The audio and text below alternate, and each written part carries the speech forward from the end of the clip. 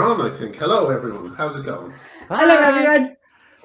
Another insane week. This time, very uppermost in my mind is girl guiding. What a palaver at girl guiding. Yeah, I mean, who could have possibly seen this coming? They opened the door wide open to males who say that they're women, and what do you know? The kinds of males who say that they're women. Can you explain to anybody who might not know what happened? Artie, are you more up on the nitty-gritty Girl details?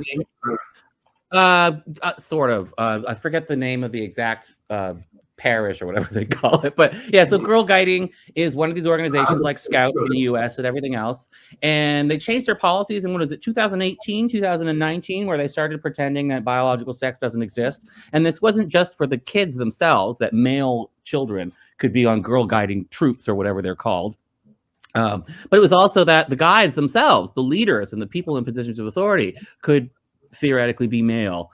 And it just emerged this week that there's a male, trans-identifying male, who is a leader in Nottinghamshire, wherever that is, I think, who posts pictures of himself online in dominatrix fetish gear and holding replica assault rifles, and just seems like a very typical, fetishistic crossdresser, essentially, and not someone who should be around little girls, and somebody who clearly is not responsible in their social media behavior. I'm glad to hear that Girl Guiding said they're taking this seriously and looking into it, but that's based on sort of just the general rules of what the kinds of stuff you're supposed to be posting online, and not the more specific rule of there's a problem when you just let male-bodied people self-identify their way to girl guiding troops. I mean, we've all said this so many times before, but I think it is worth repeating. Any man who wants to be a leader in the Girl Guides should not be. They should be absolutely the person that should not be allowed to be a leader in the Girl Guides. I mean, it's an organization that should be run by women, and any man who wants to get in there, you should be viewed with suspicion. Obviously. Yes. I will say, to be fair, I believe that they this is kind of even more hilarious when you think about it, but I believe they headhunted this person. I believe they said, will you be a leader? Now, it could be wrong, but I think that's what they said. I saw a social media post from this person that said, they asked me to be a leader. I don't really want to do it, blah, blah, blah, blah, blah. But the thing is, the hilarious thing is that opens the possibility that Girl Guiding courted this guy because they wanted to go up on the Stonewall Index, on the diversity champion scheme. Oh, that's a very good point. Oh, wow. I see. Maybe, yes. It'd be interesting to see what comes out of it. But I mean, they are sort of taking it seriously. But honestly, like so many women have said, who could have seen this coming? It's not like we haven't been banging on about it for years. Well, Helen Watts was thrown out. She was thrown out for raising this. Right. Yeah. I mean, there should be an abject apology written to her, and she should be welcomed in with. They should ask her to run it. Yes, exactly. You know what? That's exactly what I was thinking. They should fire the whole Girl Guiding board and bring in Helen Watts, and what was the other name of the woman who lost her troop? Sorry, there was another one. It was Kirsten or something. Someone will let us know in a sec. But it's really, really shocking how Helen Watts was treated. And the other good thing that I'm seeing, because again, I just think it's one of the biggest scandals, no one's talking about it, is that Amy Challoner was in Stonewall at the time when they were, instituting these laws. I used instituting in the wrong part of the sentence. In institutions all over the UK. So Amy Challoner, who is in a polyamorous relationship with two men, right? Who one of whom is a self-admitted pedophile. Okay, this person was at the heart of Stonewall when they were influencing groups like Girl Guiding. Yeah. Why isn't it a national scandal? Why are we the only people talking about it?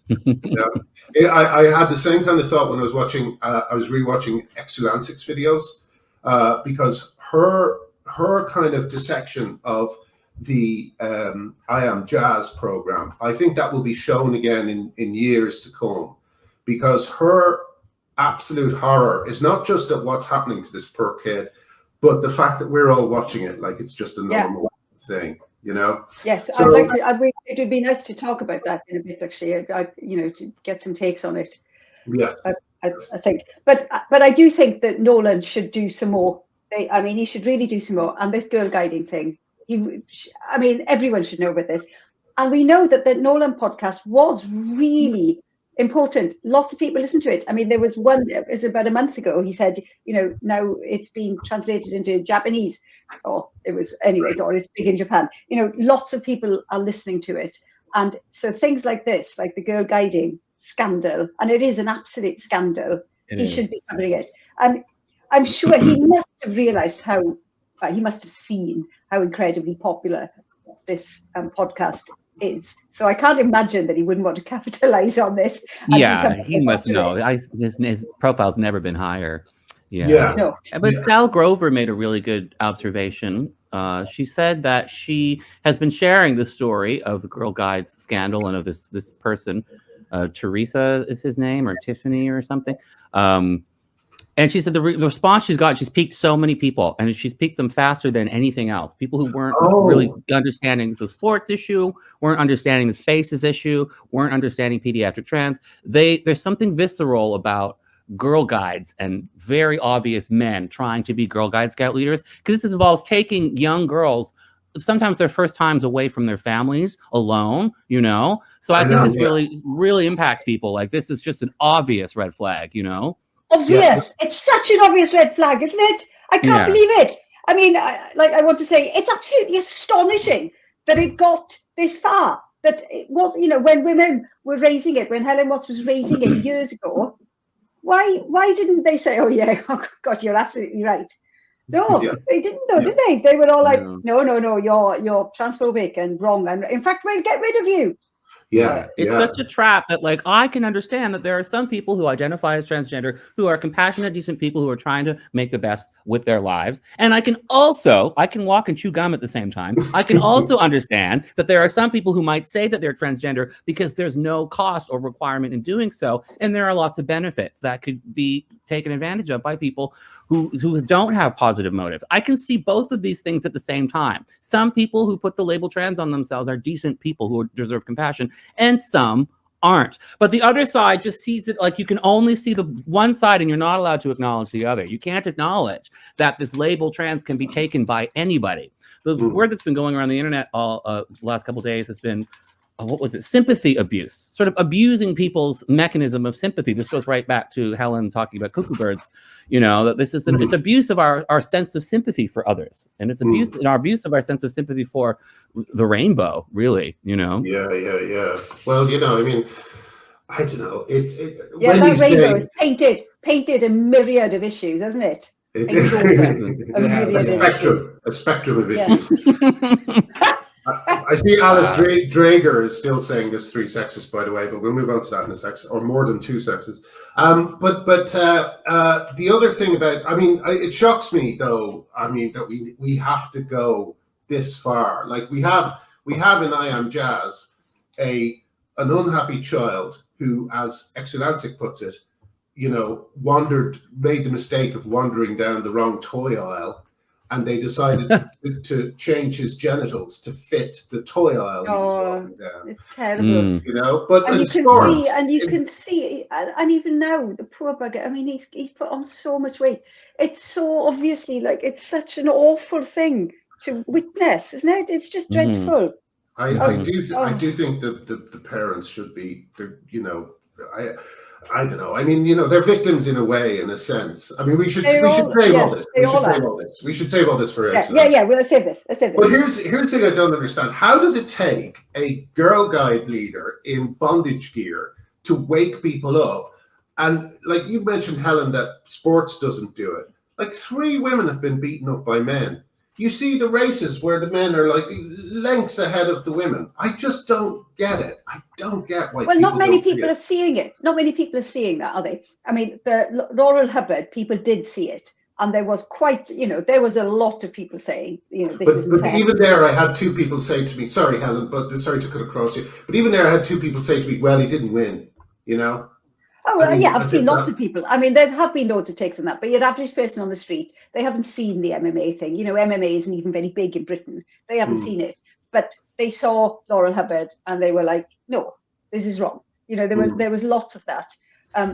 I think the key thing is to try and get the information out there. Obviously, this is something we've, you know, and you especially have been trying to get out there for like a really long time.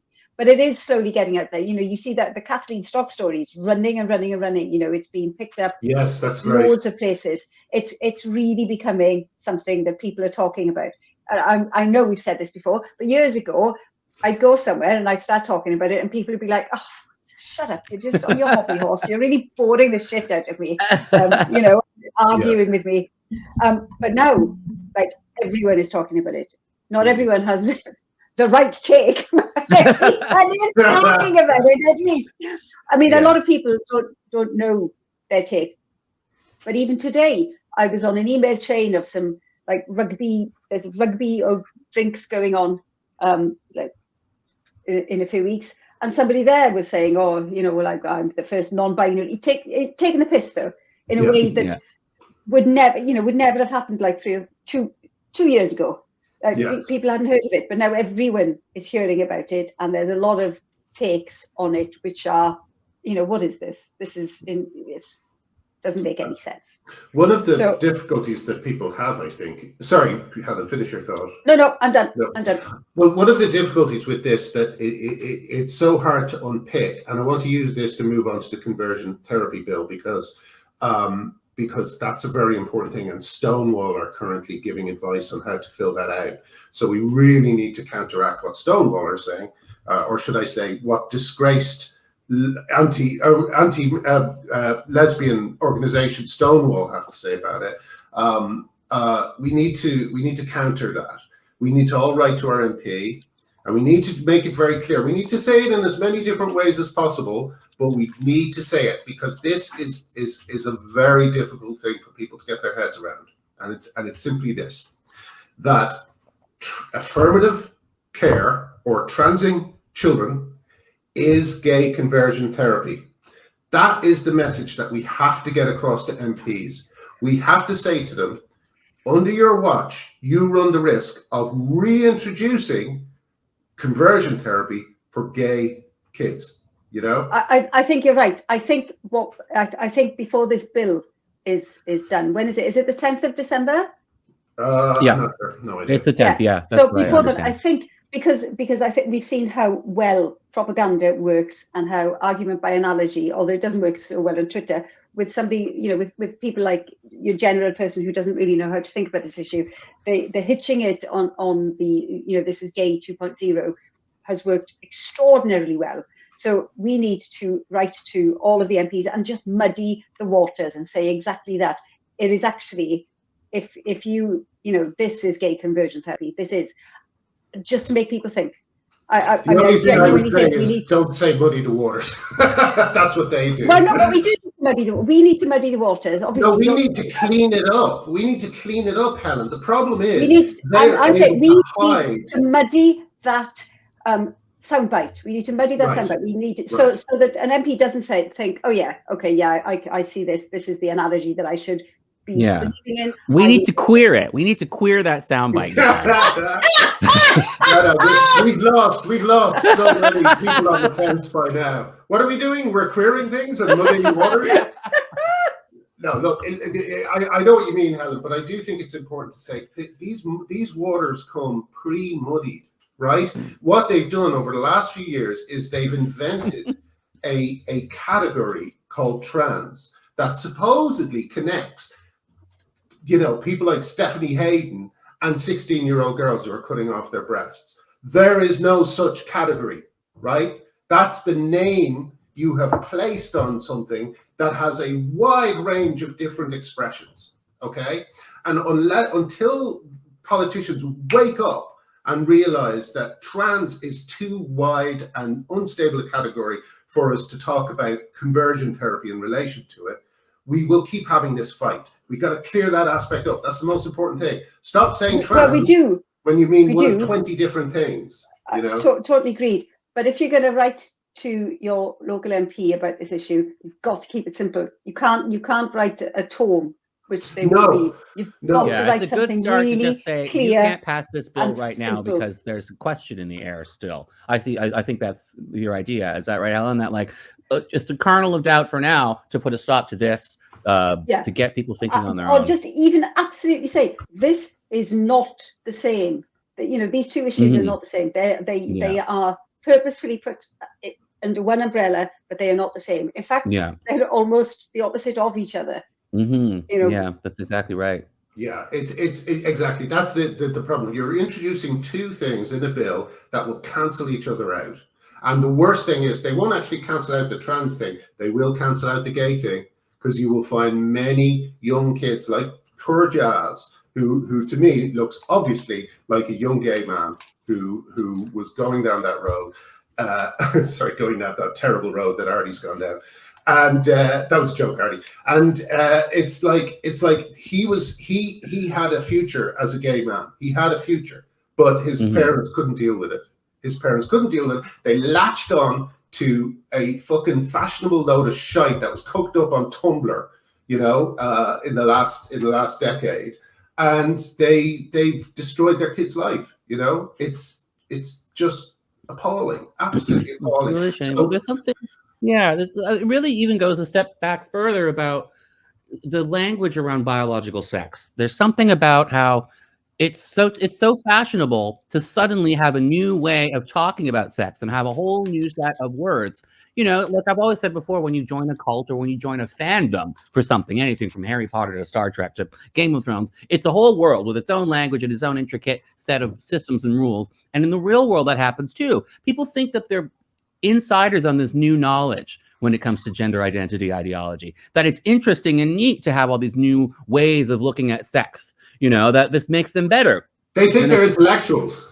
They think they're intellectuals. I think this is like somebody said in a tweet thread today, he was saying something stupid about how he doesn't see people's biological sex or gender expression when he's determining whether he's sexually attracted to them or not, because it's 2021 and it's queer. And it was like, so you think the human race has just evolved because it's 2021 and like inbuilt human sexuality is magically transformed? That's a really appealing idea. It doesn't make any biological sense. That's not how evolution works. And the way our sexual orientation comes around is evolved into us. It's a biological fact, not a social construct that we can deconstruct queerly. But there's the appeal of making it seem that there's a new way of talking about sex. We have to just rip that out of people's hands and say, no, you're wrong. You don't get to make up a new way of looking at biological sex. Biological sex is real.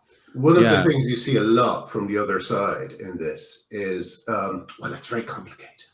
And you see that also from people who are on the fence and don't want to say the obvious. It's complicated. These matters are complicated. These matters are not complicated. These matters are only complicated for the last century. Yeah, exactly. These matters are only complicated if you are going to Tumblr for your information, right? These are uncomplicated matters. There's still only two sexes. There are people with DSDs, which is a tiny, tiny percentage. It does not change people's sex. It does not change the fact that there are only two sexes. This whatever fucking Alice Drager is on, I thought she was one of the good guys. You just have to know, that like a bloke wielding a whip dressed up in fetish gear is not a fit leader of the Girl Guides. That is very, very simple. That's not complicated. None of this is complicated. And the emphasis, dress up in fetish gear and sharing it publicly on their social profiles. And carrying rifles. It shouldn't take photographs like this for people to go, maybe it's not a bad idea. We're in a position now where people are like, maybe it's a good idea to put male prisoners in with female prisoners. What the fuck is going on? I just read about a pedophile who groomed a young woman in prison, And you know the way these people work. They groom women to get to children. So the idea that we're all going, gosh, it's very, how do we balance all these rights? It's fucking bollocks. It's bollocks. It's simple, you know? And just remind your MP that it's simple. And remind your MP that you will never vote for him if he votes for. I think simplicity is the key. We really, I do think the other side, that the propaganda it's worked really well. Even the spin on JK Rowling. You know, there were three it's people extraordinary. protesting outside her house. This was very clear what they were doing. They were protesting outside a woman's house. This is intimidation, right? It doesn't matter if you are a billionaire. It's intimidating. You know, if she wanted to go for a walk, they're there. You know, and they posted her address online. And it doesn't matter if people can look for your address if they want to. Like, I saw her address and I would never have looked for it, but I saw it. It really doesn't matter. The point is that they did it. And the pretense. I mean, I saw even Owen Jones had retweeted somebody saying, why is JK Rowling acting as though her house in wherever isn't a tourist destination and the address isn't in this sort of particular place? And honestly, like, Owen, just what is wrong with him? How is he thinking that this is a reasonable thing to say? How is it reasonable to say, first of all, this isn't, she's not saying this. Her main complaint is that there's people protesting outside her house. This is intimidating. And yes, they were showing her address. But how is it at all possible that he thinks, oh yeah, no, like you can find her address. You can find her address. Therefore, I am going to actually amplify this person saying you can look for an address in this particular place. I mean, it's just insane, isn't it? It's insane. Owen Jones should be absolutely ashamed of himself. And remember Paisley. Remember there's a chap who has been furious because somebody tied a ribbon outside a place, outside a TV studio, and the same people are there saying, "There's no problem here. What's the problem? What's the problem here? This woman." But I don't even think that has any effect on it. They're in a different world now. Someone like Owen Jones, he's not operating according to the rules. He is. I'll tell you who he is. He's the best comparison to Owen Jones is that Iraqi general who was saying that everything was fine, even as the Americans were coming into the TV studio. That's who Owen Jones is. He has basically placed too much capital on this issue, and he can't turn back. So again, like Helen Joyce says, someone like him just talk around him. But it worries me when he says things about JK Rowling. It worries me when everybody sort of treats JK Rowling like, because she's rich and famous, she's fair game. I really don't like that. I think it's dangerous to say, because if anything were to happen to her, that would silence. It's already what's being done to her is silencing and intimidating all of the female population. And she has every right to privacy and safety and everything else as anyone else. Just like everyone else. Like everyone else. I can't, it was very much the idea behind activists who got behind Charles Manson when he, the Tate murders. People said that this was sort of like they deserved it because capitalism was bad or something. And famous people, when famous people get brutally slaughtered, it doesn't count as individual homicide. It counts. It's a political act. The people themselves and the suffering they go through don't matter anymore. And I think that's just such a dangerous road to go down. And that's what the trans activists are doing with JK Rowling, that they can just treat her like she's not a human anymore. And it upsets me a lot. As it should. But what must be so frustrating for them is that JK Rowling, whenever she tweets, she comes across, she is clearly such a nice woman. She's such a nice woman. Everything she says is just lovely. Just answering people with, like, I don't know, 10 followers saying, oh, thank you so much for the solidarity you've shown me. Kiss, kiss, kiss. You're like, she's lovely. She's well up on who's been suffering as a result of this. She sends messages to people like Birdie Rose, who's targeted by her, a bunch of scumbag bullies for years. You can tell that she knows who all the personalities are. She's on top of it. It's great to see. And the other thing, as people have been saying in the comments, she's never intimidated. She never stops talking. She keeps going. It's just a lesson to us all. These people, the only way you'll beat them is by, when you do start to speak up, you don't let them stop. You don't stop. You keep talking. You refuse to be intimidated. The more of us who do that, the easier it'll be for everybody else, Anyway, there was something else I was going to talk briefly about. Yeah, what's going on with Alice Drager? What is wrong with Alice Drager?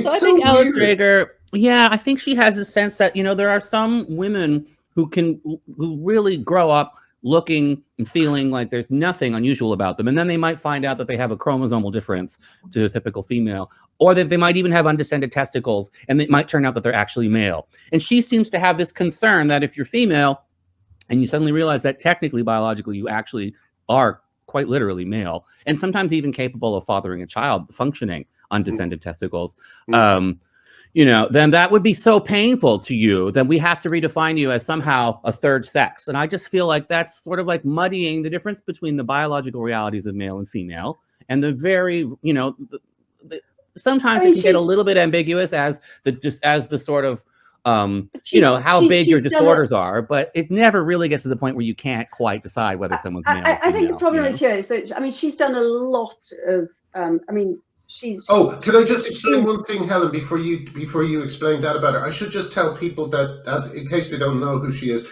Alice Drager wrote a very good book called Galileo's Middle Finger that was about, amongst other things, the appalling abuse that Michael Bailey received when he wrote The Man Who Would Be Queen. I'm so sorry, Helen. I just wanted to... But she did a huge amount of work with the intersex community. Yes. Before that, a huge amount of work. So I think there's, you know, she's coming to this from that angle. Now we know that the intersex sort of angle is completely appropriated by the trans activists. So I think maybe I don't want to.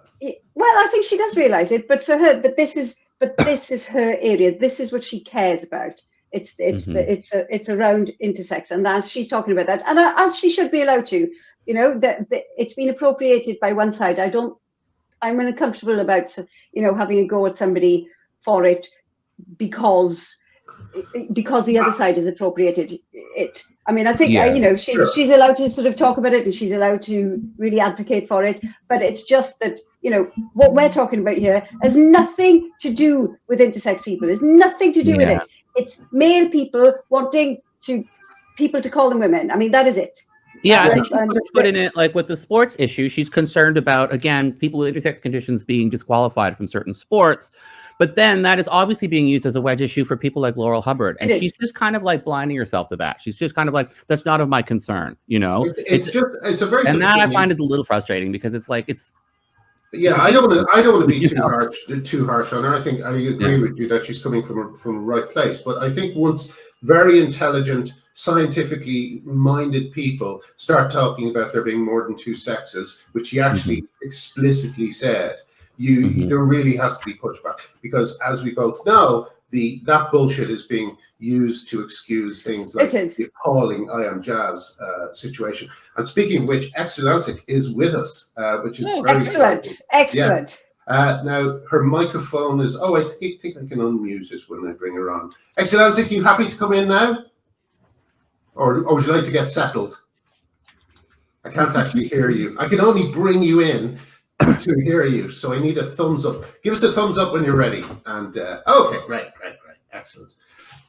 Hello, how lovely to meet you. Thank you so much. Hello, you too. Hi, so glad to be here.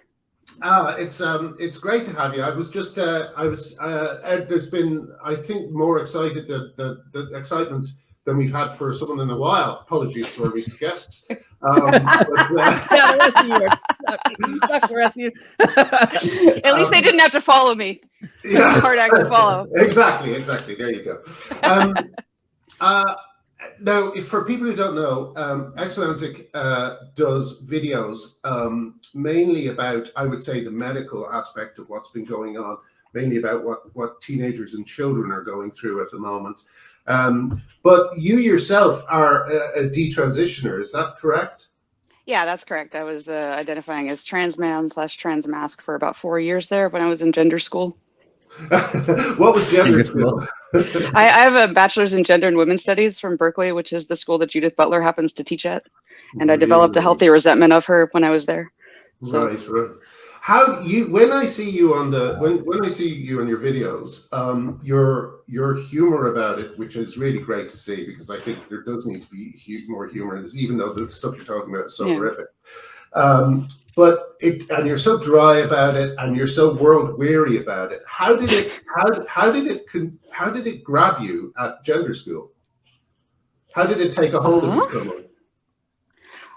I mean, it was partly that it was a style at the time, so you have to put the yellow onion on your belt, and everybody was doing it, and you know, it was a thing. It was being presented to us in the classes as like the new frontier in sexual minority liberation of some sort, and you know, kind of seemed reasonable. And we were, I wanted to be a women's studies major, but at Berkeley you have to study gender too, so it's gender and women's studies, which I find very annoying, really annoying.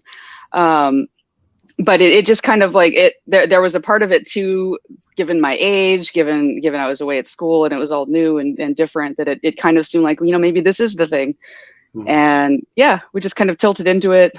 I was dealing with my own gender dysphoria, which I had been struggling with since early childhood. I'm not a rapid onset person, even though that was kind of why I like felt more comfortable applying that label to myself. But I'd always had like that struggle since early childhood, and did have to work through it in therapy and kind of come to a model of why I had my own issue.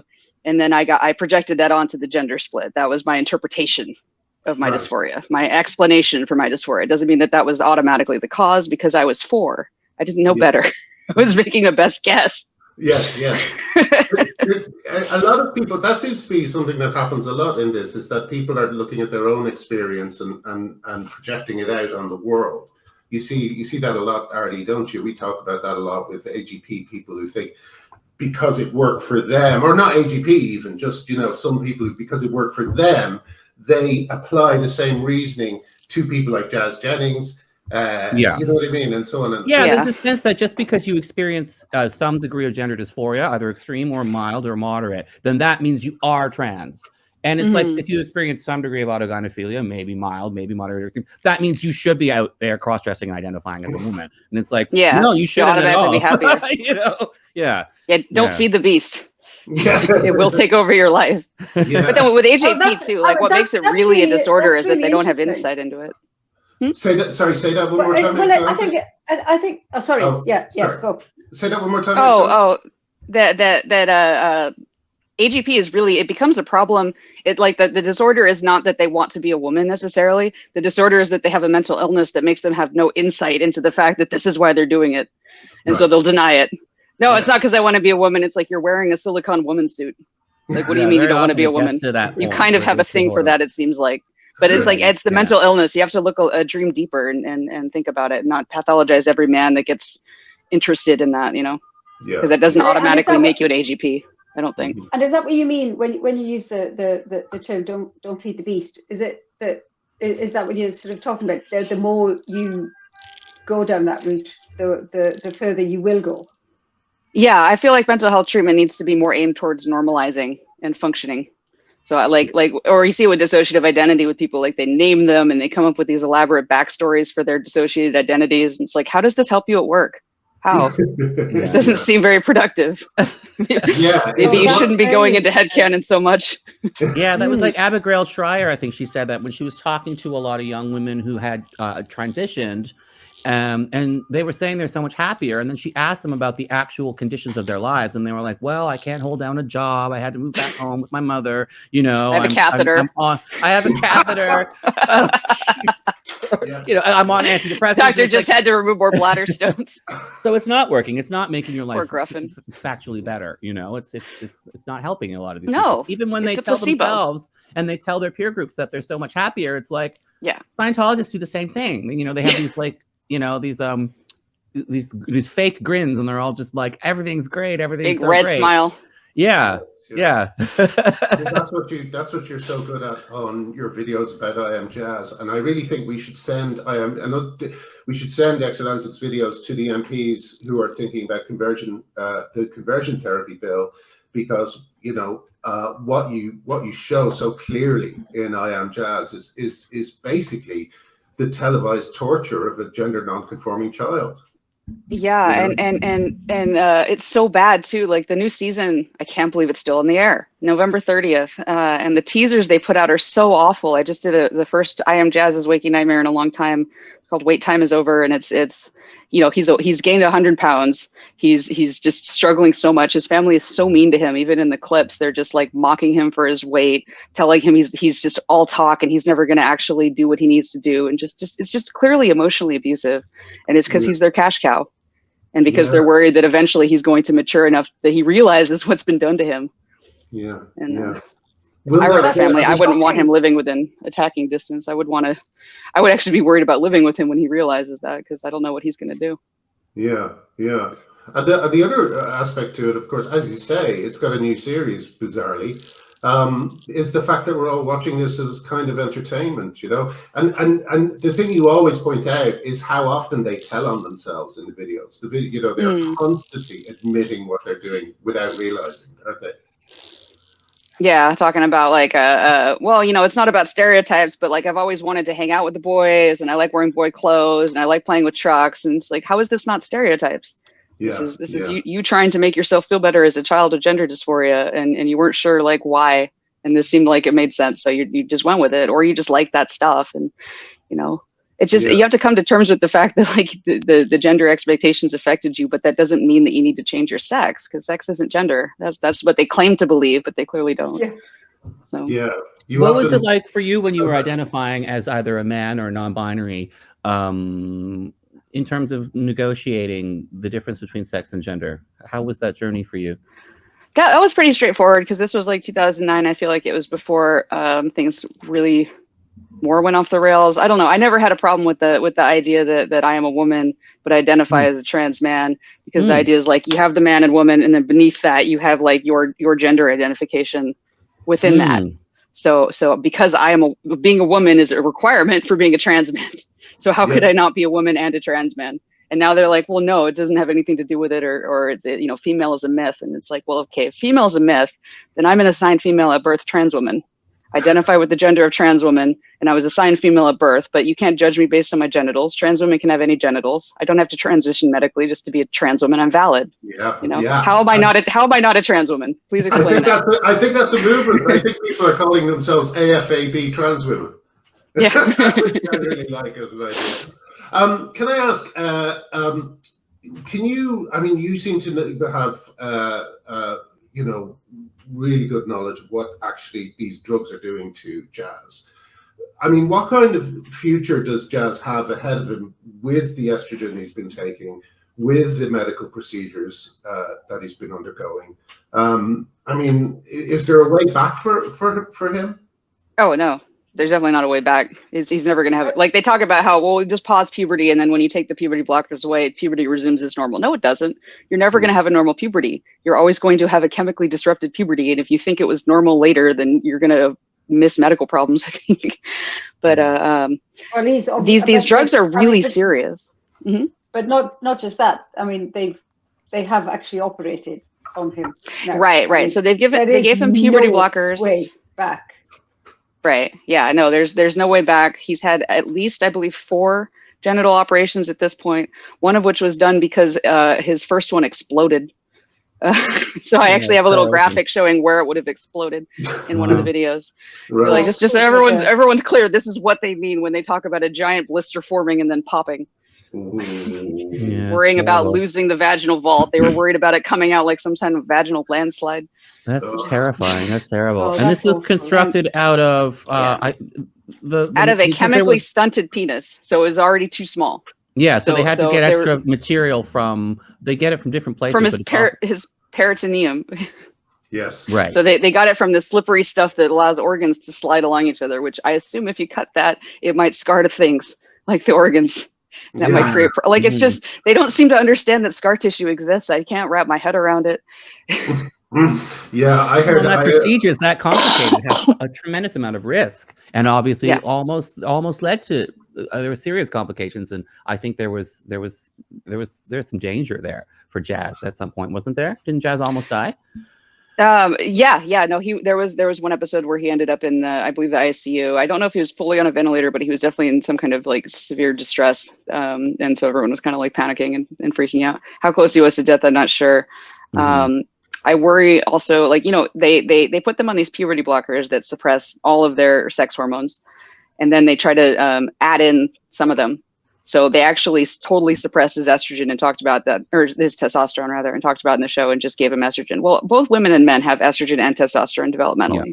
So they were just experimenting. They weren't even trying to mimic a real puberty. They were just trying to see how can we feminize this male the most possible Let's see if we can just dial it up to 10. Superficially, yeah, we don't care if you're going to have Warp any man. sexual function or if your sex organs will kill you, or else we try to create them. We Yeah. just want to create this superficial idea that you look so passingly female that you can just move the rest of your life as though you're a straight woman, essentially. I find that just so shocking. There are a lot of very homophobic, I believe, people who really either want to fix gays by either being able to pretend that we're all secretly straight or making us look visibly straight, or there's also some people who really want to deny that they're gay, and so they really want a very feminine man, so that they can pretend that makes them so straight. One of my favorite lines of yours is when you say, someone says, you know, what are you supposed to do when a young boy comes and wants to wear dresses? And you said, how about nothing? Why not?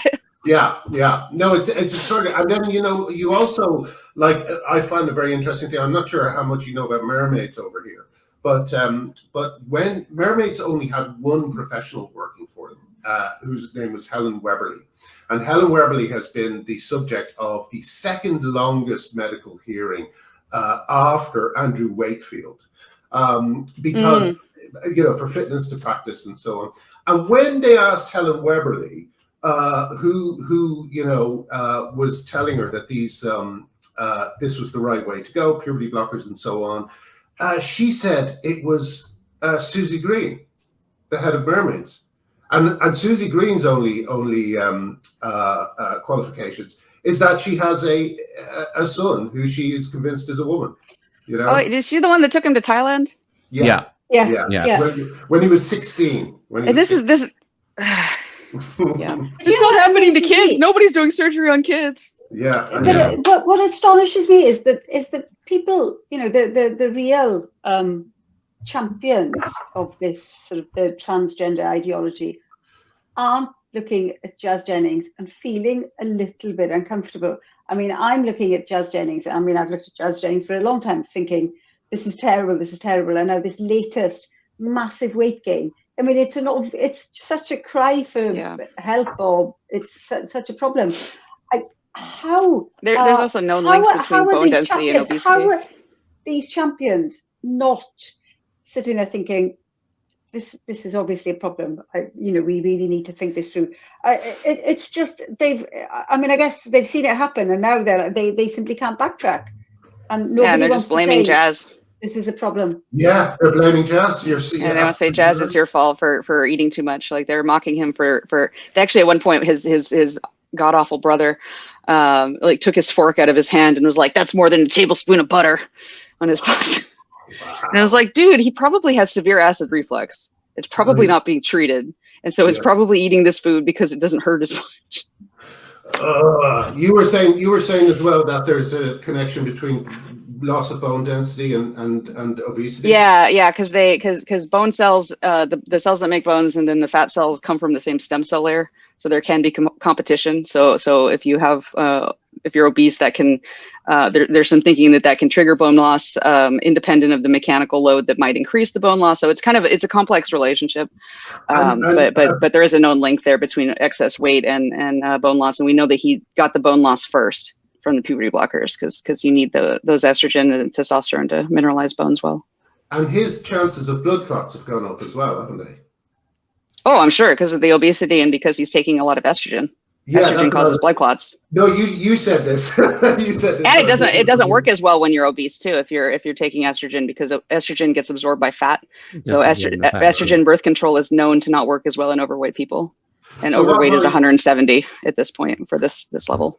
So what might happen is that you might start seeing the internal war between testosterone and estrogen actually being carried out on his body.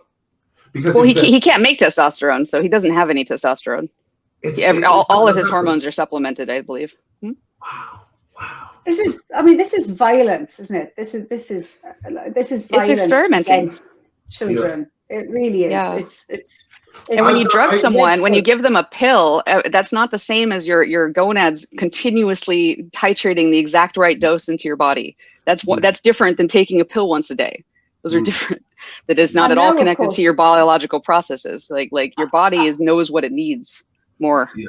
Yes. Yeah, That's yeah, such a of good course. point. And But if but and you make nobody a even really really knows what the right dosage of this is anyway. Just like when you Oh hear no, they're about finding out. They're trying to figure it female out. to They're like, males this will being help other given transitioners random in the future. amounts of testosterone, and nobody knows. Like sometimes one doctor might give you 10 times more of a dose than another doctor because they're just throwing these drugs into your body. Yeah. They have no idea, you know? Yeah, they're telling kids they can be on puberty blockers 1, 2, 3 years with no problems. For adult women, they say no more than 6 months.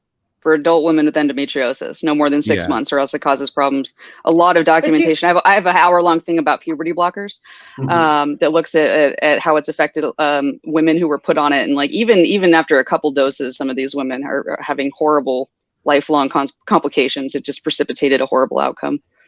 So, but you've made such an interesting point there that I hadn't considered before. You know, they're championing putting these children on puberty blockers, and then, you know, that's the path to transitioning. But then they become young adults, and then the blame can be, and if it's not working, the blame can then be turned on them because they are then adults and they should be able to manage their own lives. I've seen that. I've seen that leveled at Kira Bell. But poor old Jazz never had the chance to make the decisions about what he was going to undergo. And so the idea now that the responsibility for dealing with it is sort of on him is just terrible. It's not really something I'd considered before, that it would be an easy thing to say, well, now you're an adult, it's, you know, it's you, we gave you all the chances, but if you can't deal with it, then that's your problem. That's terrible. And they're totally fine with like, oh, Jazz has anxiety, Jazz has depression, Jazz has this, Jazz has that. Well, how do you separate that from the gender dysphoria? How did we tease those apart to make sure that we've actually done something for the gender dysphoria when he has all these other problems? Like, how is this helping him? Again, it's confusing. It's confusing a very simple issue. You know, it just seems to be that it all. This is why I'm so annoyed by Alice Drager's thing about saying that there's 3 sexes. You know, because it's that type of philosophy. Where is the speg? Where is the speg? I want to see the speg. I always just think, who's the third person who was in the bedroom with my parents that is produced me? You know, but like, actually, I think I do know who that might be. But like, was it Jesus? That's what I Did they leave for Jesus? Yeah. But let me ask Sex gremlin had to get in there somehow. Gender identity. That's the third sex. Let me ask a wider question, because you know, I was astonished to see your videos and that you had an American accent. There were so many of them, because you know, I thought I knew everybody talking about this, and yours really cut to the heart of it. But something I want to be the talk origins for trans. I don't know if you're familiar with talk origins, but I want to be that for transgender. I want to be like, someone comes to my page and they can't disagree with it after they watch enough. I just like, no, look at all this. Then argue. Yeah. Well, I think the I Am Jazz videos are a brilliant way to introduce what's going on to people. I think they're just amazing. Inarguable. But one of the things I wanted to ask you is, what, like, I know it's a big question, and it's kind of why I wanted to get your opinion on it. But what is happening? Like, what is going on? Like, it seems to be such a confluence of so many things. How do you explain the fact that a huge audience is watching this kid being tortured every week on TV? It's unreal. It's you know, obviously it's a mass hysteria. You know, there's a huge mass delusion that somehow some men are women and some women are men, and it's been like this the whole time, and we just didn't notice, and so now everyone panic. We need to fix it. There's obviously a lot of dark money behind it. Otherwise, where is all the propaganda coming from? It's not grassroots. It's astroturfed, but not the right kind of astroturf. I'm the reverse kind. Anyway, there's religious forces, anti-gay forces that aren't happy about gay rights and the visibility and the lack of homophobia. There's the medical industry obviously stands to make a huge amount of money on this by creating the lifelong patients. They're targeting young people for the same reason that Big Tobacco did. There is management wants to find a way to fire people that they want to fire without having to deal with civil rights protections. So they want to be able to do things like say, well, he wasn't using our employees' preferred pronouns, therefore he created a hostile environment. when really it's because they don't want to hire have a person who has a national origin that they don't like.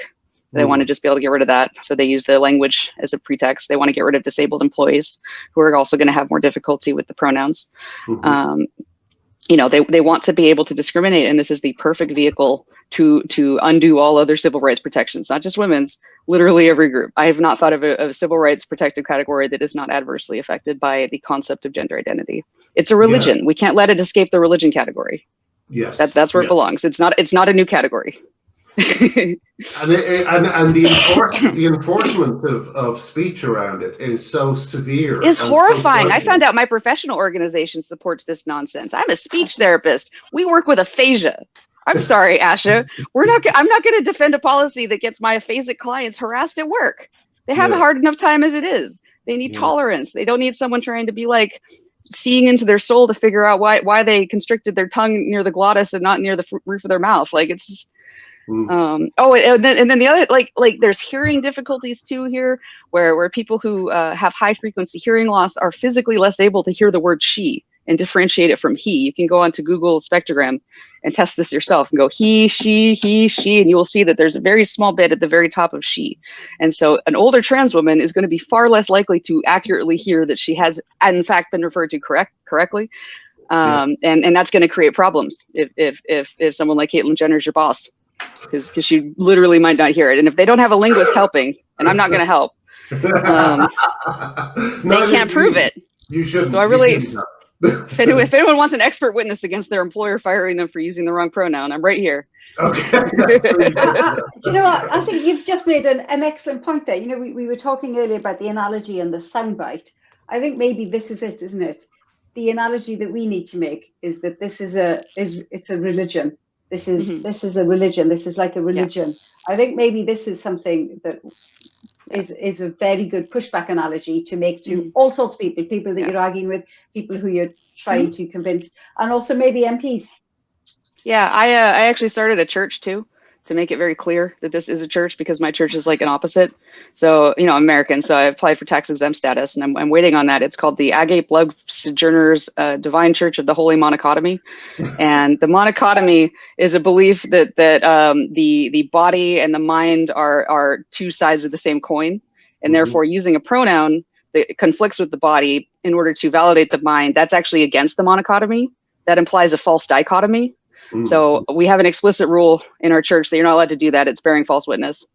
Oh God. Okay. So come at me. Come at me. We need to explain why your religious belief is better. We need to get into that seminary and start getting a collar on. I have several founding doc. I've put a lot of work into it. It's a religion. No one's going to be able to tell me it's not a religion. It's kind of like, it's atheist materialism, but with extra steps. I remember the Church of the Subgenius in the 90s. That was And the flying spaghetti monster. The flying spaghetti monster, of course. There was something else I was going to ask very briefly. Yeah, one of the things I got into trouble for when this began was describing what was going on. Well, there's two things I used to get in trouble for. The first was comparing this to Nazi experiments. Because, you know, the high amount of autistic children who are being experimented on in the same way. And the I don't know if you've seen my video about the purple nipple woman who has phantom nipple pain now. Oh, yes, got autism. You did see that one? I did. Yeah. I don't know if you saw the one she posted yesterday. Oh my God. Oh no, she's I don't know if she's either manic or very high on pain meds or something. It seems like the pain meds aren't working though, and that's why she's kind of manic. But there's pain meds don't help nipple pain. They don't help phantom pain very well. It's one thing that's kind of happening a lot is that I see these deeply unhappy people, and that's being shown as a sign that the transition or whatever was the correct thing to do. Like the best example I could think of is Ellen Page. There was a brilliant video, I don't know if you saw it, where someone said, "This is not joy," because she was asked on the Oprah interview, "What about your transition brings you most joy?" And she's like, "What brings me joy?" And she just kind of thinks about it. It's like she hasn't felt joy consciously in years. She can't even remember what joy feels like. It's entirely hypothetical for her. So she gave an answer that was like, "What makes you feel kind of less sad?" And that was looking at her mutilated chest in the mirror. Yeah. Like, that's not really joyful. I know. That's none your, of it. that's I peak know joy that. for you. There is no joy there. There's no happiness. The thing that It's scares mild me relief, maybe. Reassurance that nobody yeah. can see that you're female. I think the terrible thing is, though, that there's a sort of self-fulfilling prophecy about these procedures, in the sense that we are creating a group of people who are going to need constant medical supervision, who are like unhappy, who are suicidal, and we're actually creating them.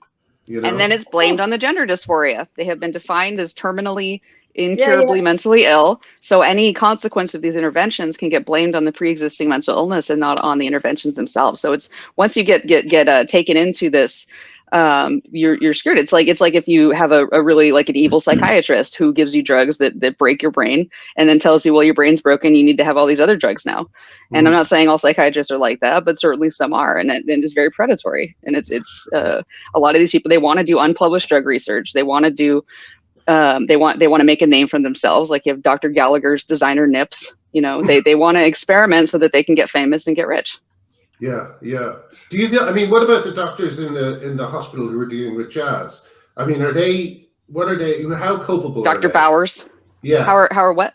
How culpable are they in what's happening to him? Oh, extremely. I mean, there's all this like, why isn't this illegal? It's definitely illegal. Child genital mutilation is illegal. We're just making a weird ass exception right now.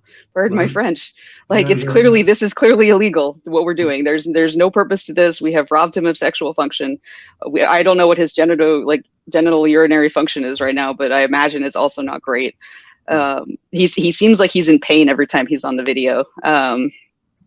So it's I feel like a lot of them do need to be in jail. Definitely do need to be facing criminal charges because especially Bowers and Ting, given that there was a video of them bickering during the surgery about whether it looked like, is this a disfiguring scar or is this like a normal sulcus? And it's like, okay, well, I see that you're two men arguing about what you think looks like a normal female body on a male that's being surgically constructed. And you're arguing on video in a surgery. And Dr. Bowers also joked about being a child pornographer. There was that time that he did that. So please, can we please check his hard drive, perhaps, given that he was photographing a child at the time? There's a line in Cronenberg's Dead Ringers where the gynecologist who goes insane gets a bunch of equipment that has been created by an artist. That is just the most horrific equipment you ever saw. And he says the line, it's not the tools that are wrong, it's the women's bodies that are wrong. It feels to me I was just posting about the tenaculum. I don't know if you know about the tenaculum. It's something that was invented by Dr. James Marion Sims, was experimenting on black female slaves who he claimed to not believe could feel pain. So he was not using anesthesia. And he invented these kind of like tongs that stab the cervix and hold it. That's why it's called a tenaculum. It's tenacious. And they still use that. They're still using that to insert IUDs. Like they're still using this, and they don't tell women that. They don't tell them that they're about to be stabbed. They tell them you'll feel a little pinch, and then they don't give them pain relief or validate why they're in so like horrible pain. Like, oh my God. And they'll even tell them you don't have any pain receptors on your cervix. And it's like, seems the vasovagal reaction kind of suggests that I do have pain receptors there, doesn't it? Why wouldn't I have pain receptors there? Why do you need to stab it? It's a sphincter. Just push on it. Sphincters open when you push on them. You don't need to stab it. Oh my God, we could go another 2 hours on this. Yeah, we're coming nightmares, sexual torture of children and young women. And one thing that I wonder whether we could get any MPs, maybe Rosie and someone else, to come on the show with Exulansic and speak and ask her questions. I wonder, would you be up for something like that if we could arrange that? I'm not sure who Rosie is, but sure. Sorry, excuse me. Rosie is an MP over here, one of the few out turfy types MPs, and is receiving, horrific abuse and no support from her party and other things. But it's absurd. I wonder people are going to be embarrassed. Yes, 10 years. Yeah. Well, it's going to be amazing, and we need to not forget who supported gender Nazis. Who supported that? That's my thing. We can't forget their name. I will make sure. I'll make it my life's work. Me too. That's why I'm trying to document all these videos to be like, look at the horrors. Look at this. Just look what they're doing to people. Well, it's okay. Trans people don't deserve this. You do it so well. You do it with such compassion and Thank you. and dark humor, which is what this moment needs.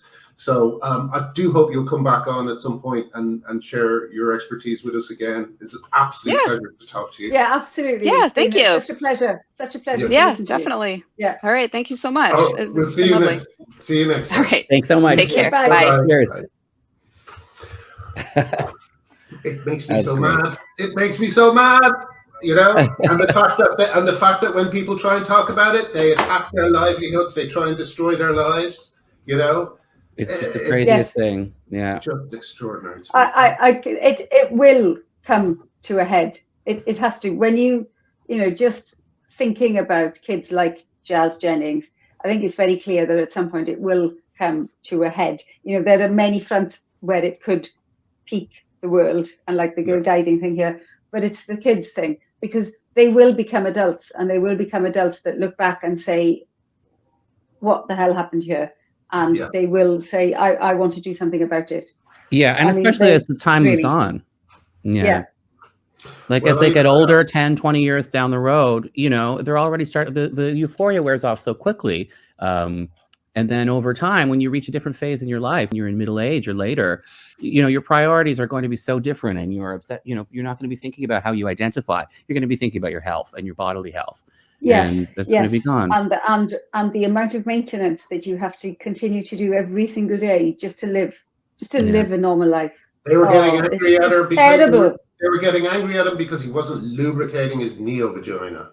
I mean, this is a fucking, how old is he now? 17 years old, something like that? I think now he's older. I think he's about 21 now, isn't he? It's televised. Well, I'll tell you what, up until now, it's been televised child abuse. And we have people like Owen Jones and all the rest of these people, and they're fucking cheering it on. I promise you, I will never forget their names. Anyway, one thing I would like to do is, because I keep going to write one, and I'm not very good at writing them, which is just ask people if they could take out a subscription to my Substack, like a paid subscription for a year. It's kind of cheaper now. It's about 30 quid for a year. So please do take out a subscription. It really helps. Sorry,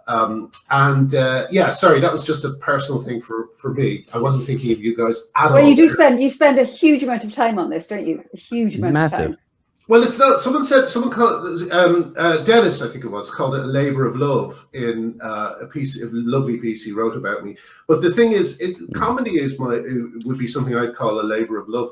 This is me ringing an alarm bell over and over and over again, trying to get people to listen.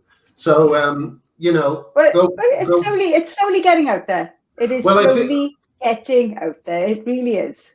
Yeah, it is. And I think GC coming out day, I've noticed a lot more people are saying they're coming out on Facebook. They're getting less pushback than they thought they would get. They're getting a lot of people contacting them and agreeing in private, which is a bit of a shame because you'd want it to be public, but maybe they just need a little bit more encouragement. But I think aiming to try and get more people to put their faces behind all this is a good thing to do, personally. So I'm hoping it'll go well. Right. I think that's it. Anything you guys want to let people know about before we finish up? What a week it's been. What a week it's been. Well, we'll pick it up again next week.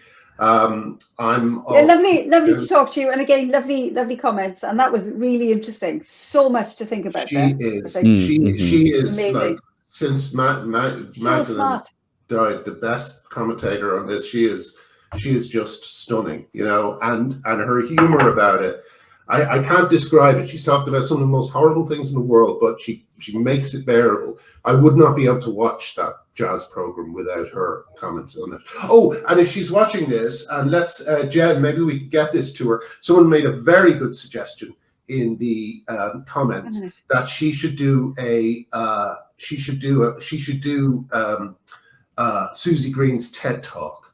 So Jen, maybe you could write to her and just suggest and send her that video, and we could put it under here. The TED Talk is extraordinary because, again, it's all happening in plain sight. It's all happening in plain sight. Anyway, thank you so much, guys. Lovely to talk to you. Brilliant show. What a See you next guest. week. See you Okay. next week. See you next week. Bye-bye. Like Bye. and subscribe.